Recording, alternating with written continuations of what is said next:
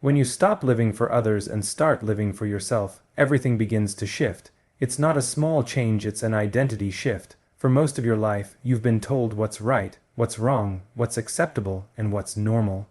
You've been conditioned to please people, your parents, your teachers, your friends, society.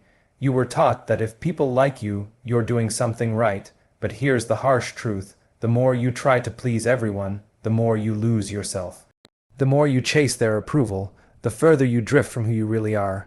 Most people don't even realize they're living for others. They think they're making their own choices, what job to take, what to wear, who to date, but deep down, every decision is filtered through one question: what will people think? That single thought has killed more dreams than failure ever will. It's why people stay in careers they hate, relationships that drain them, and lives that don't inspire them. They'd rather look good from the outside than feel good on the inside. When you stop caring what people think, something powerful happens.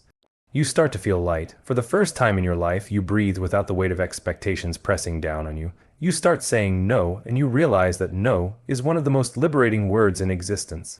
You say no to fake friends, no to toxic environments, no to paths that don't align with your vision, and every time you say no to something that doesn't serve you, you're saying yes to yourself. But here's the thing: living for yourself doesn't mean becoming selfish or careless. It means becoming authentic. It means building a life that makes sense to you, even if it doesn't make sense to anyone else. It means chasing your purpose, not approval. It means prioritizing your growth, your peace, and your potential over temporary validation. When you start living for yourself, you also start losing people, and that's okay. Some people will fall away because they were only there for the version of you that made them comfortable. They liked the version of you that said yes to everything, that never challenged them, that kept playing small so they could feel big. But as you grow, as you set boundaries, as you start valuing your time and your energy, you'll outgrow people. Let them go. The right ones will stay. The real ones will celebrate your growth, not resent it. You'll also notice something else: clarity. When you stop living for others, the fog lifts. You start to see what you actually want. You realize that you never hated work, you just hated working on things that didn't matter to you. You never lacked discipline, you just lacked purpose. Suddenly, your energy shifts. You stop chasing motivation and start chasing meaning. Living for yourself is not easy. It's lonely sometimes. It's uncomfortable. You'll doubt yourself. You'll question if you're doing the right thing. But discomfort is the price of freedom.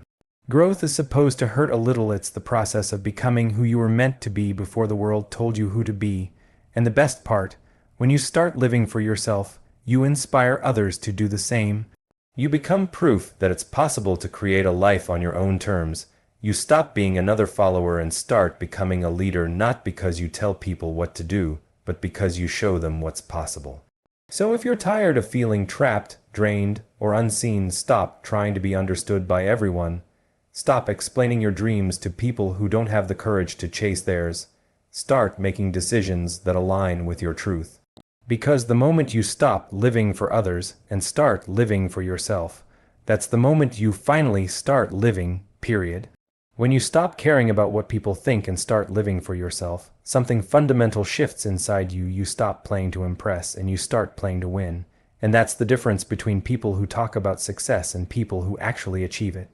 Most people are not even trying to win, they're just trying not to lose. They're playing defense their entire lives. They make safe decisions, not bold ones. They chase approval instead of mastery. They want to be liked more than they want to be great. You see it everywhere: people doing things just to look successful. They buy things they can't afford to impress people they don't even respect. They post their highlights online, pretending their life is something it's not. They care more about looking busy than actually building something. It's all an act, and deep down, they know it. They're terrified of failing publicly, so they never even try properly. That's the trap of living to impress. It keeps you comfortable, average, and fake. But when you start playing to win, everything changes. You stop making decisions based on how they'll make you look, and you start making them based on whether they'll get you closer to your goals. You don't care if people call you crazy for your ambitions. You don't care if they don't understand your obsession. You start waking up earlier, working harder, cutting out distractions, not because you want applause, but because you want results. You realize that true success doesn't need validation, it needs execution. When you play to win, you also develop something most people will never have: tunnel vision. You become focused. You stop wasting energy trying to impress people who aren't even on your level. You stop explaining your dreams to people who have already given up on theirs. You stop waiting for permission to go after what you want. Playing to win means accepting that not everyone will clap for you, and that's fine, you're not doing it for them anyway. The world doesn't reward those who look like winners. It rewards those who are winners. And to be a winner, you have to be willing to be misunderstood, criticized, and doubted. People will say you've changed, and you have. You've stopped playing small to fit in. You've stopped settling just to make others comfortable. You're no longer chasing their validation, you're chasing your potential. That's the difference between a player and a performer. One is trying to win the game, the other is trying to look good while playing it. When you start playing to win, failure becomes your teacher instead of your fear. You stop seeing mistakes as embarrassments and start seeing them as feedback. You stop avoiding hard work because you know that's where the growth happens. You stop comparing your chapter 2 to someone else's chapter 20 because you're focused on your own journey, and slowly the results start showing, people start noticing. The same people who once doubted you now ask how you did it. But you won't even need to explain, your results will speak louder than any words could. Playing to win isn't glamorous at first, it's lonely, it's quiet, it's full of rejection, sacrifice, and late nights. While everyone else is out partying or scrolling, you're in the trenches, building. You'll lose people, you'll lose comfort, but you'll gain power, the power to create, to choose, to control your life. And when you finally start to win, when the results start coming in, it'll all make sense. You'll realize it was never about proving them wrong, it was always about proving yourself right. So stop playing to impress. Stop living for the applause. Stop needing everyone to see your progress. The truth is, most people don't care, they're too busy trying to look good themselves. Start playing to win. Set goals so big they scare you. Work so hard they can't ignore you. Stay focused so long that they forget to doubt you. Because at the end of the day, you don't need to look successful, you just need to be successful. And that only happens when you stop performing for the crowd and start performing for your purpose. When you finally stop caring about other people's opinions and start living for yourself, you find something most people spend their entire lives chasing: peace. Not the fake kind that comes from pretending everything's fine, but real peace.